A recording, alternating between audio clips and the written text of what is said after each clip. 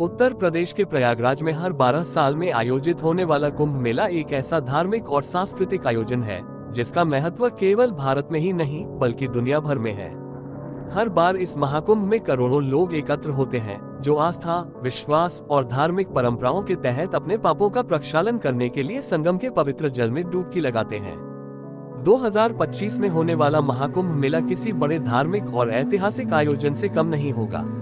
इस बार आयोजन की विशालता और भव्यता के आंकड़े देखकर ही इसका अंदाजा लगाया जा सकता है।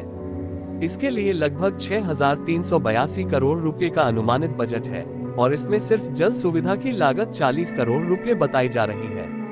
इस आयोजन को इतना भव्य माना जाता है कि भारतीय अंतरिक्ष एजेंसी इसरो का कहना है कि इसे अंतरिक्ष से भी देखा जा सकता है। कुंभ मेले का आयोजन प्रयागराज के त्रिवेणी संगम पर होता है, जहां गंगा, यमुना और सरस्वती नदियों का संगम माना जाता है। हालांकि वर्तमान में केवल गंगा और यमुना ही दृष्टिगोचर होती हैं, जबकि सरस्वती नदी कलयुग में अदृश्य हो चुकी है। इसके पीछे धार्मिक विश्वास और वैज्ञानिक रहस्य दोनों ही छिपे हुए हैं। प्रयागराज में स्थित अक्षयवट, जिसे अमर वृक्ष माना जाता है, भी इस महाकुंभ की अहम कड़ी है। इसके पीछे का इतिहास और महत्व बेहद रोचक है।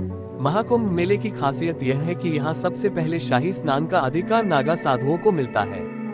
इसके बाद अन्य साधु संत स्नान करते हैं। इस विशेष परंपरा के पीछे एक अद्भुत इतिहास और मान्यता है जो नागा साधुओं को सम्मान और विशिष्ट स्थान देता है।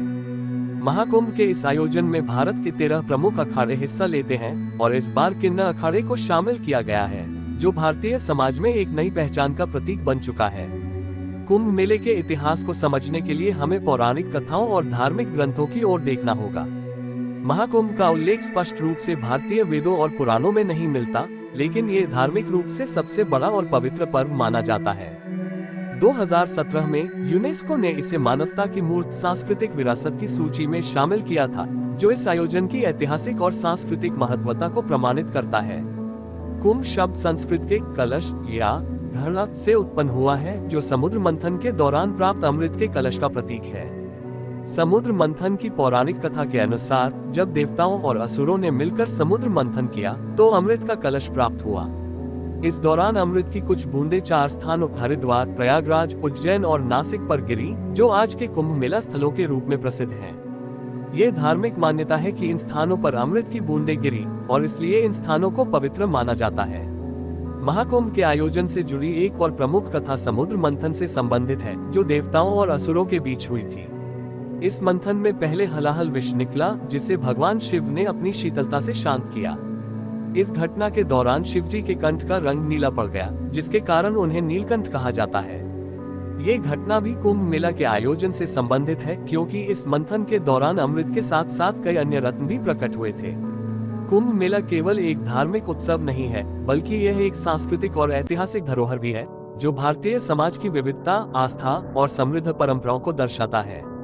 हर बार इस मेले में शामिल होने के लिए दुनिया भर से लाखों लोग आते हैं, जो न केवल धार्मिक दृष्टि से बल्कि सांस्कृतिक और सामाजिक दृष्टि से भी इस मेले को अनूठा बनाते हैं। महाकुंभ में हर किसी को अपनी आस्था और विश्वास के अनुसार एक अद्वितीय अनुभव प्राप्त होता है। कुंभ मेला न केवल भारत के धार्मिक और सांस्कृतिक परिदृश्य का हिस्सा है, बल्कि यह एक वैश्विक घटना बन चुका है। दुनिया भर के लोग यहां आकर इस महान आयोजन का हिस्सा बनते हैं और अपने जीवन के सबसे महत्वपूर्ण क्षणों को संगम के पवित्र जल में स्नान करके अनुभव करते हैं। इस मेले का आयोजन न केवल धार्मिक दृष्टि से बल्कि सामाजिक और सांस्कृतिक दृष्टि से भी महत्वपूर्ण है, क्योंकि यह समाज के हर वर्ग, हर धर्म और हर समुदाय को एकजुट करता है। महाकुंभ के आयोजन के पीछे सिर्फ धार्मिक विश्वास ही नहीं, बल्कि एक गहरी वैज्ञानिक सोच भी छिपी हुई है।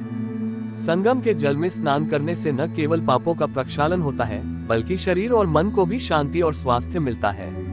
यह आयोजन हर बार समाज को एकजुट करता है और हमें हमारी प्राचीन परंपराओं और सांस्कृतिक धरोहरों से जुड़ने का अवसर देता है। इस प्रकार प्रयागराज में होने वाला महाकुंभ मेला एक विशाल धार्मिक और सांस्कृतिक आयोजन है, जो न केवल भारतीय समाज की आस्था और विश्वास को प्रदर्शित करता है, बल्कि यह विश्व भर में भारतीय संस्कृति और परंपरा का प्रतीक भी बन चुका है। 2025 में होने वाला महाकुंभ निश्चित रूप से इतिहास में अपनी एक नई पहचान छोड़ने वाला है, जो आने वाली पीढ़ियों के लिए प्रेरणा का स्रोत बनेगा। अगर आपको ये जानकारी अच्छी लगी हो तो कमेंट में हर हर महादेव लिखें और हमारे चैनल को सब्सक्राइब करें और बेल आइकन दबाना ना भूलें।